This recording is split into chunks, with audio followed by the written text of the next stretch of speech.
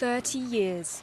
That's how long it could take to clean up South Nigeria's oil-contaminated Ogoniland region, according to a landmark UN report released last week.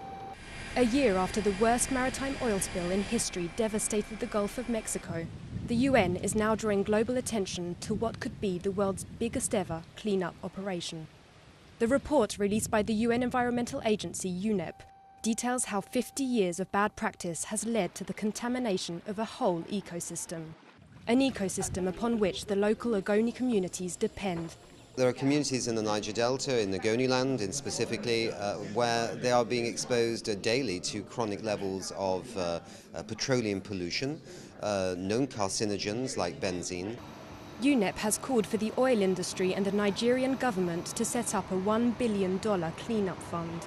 The main company operating in the area, Anglo-Dutch Shell, has acknowledged some responsibility, but says that since it was forced out by riots in 1993, most environmental damage has been caused by oil theft, sabotage and illegal refining, a stance that activists contest. Shell is obviously a focus because it's the biggest oil company operator on land in Nigeria, in the Niger Delta, and because it's been there for more than 50 years, and because its poor practice in relation to oil spills, other kinds of pollution and environmental damage, and its failure to clean up this damage and properly compensate communities, there is evidence that this has happened.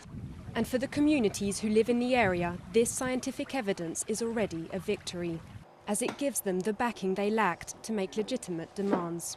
A lot of lawsuits are going to come up, particularly outside the country, because the legal system is rather slow. And Shell and other oil companies have taken advantage of a weak legal system to get away with a lot of atrocities. This report is bad news for Nigeria's government. It is extremely dependent on the oil sector, which accounts for more than 80% of its revenues. And even though this report focuses only on Ogoniland, the whole of the Niger Delta could be similarly affected.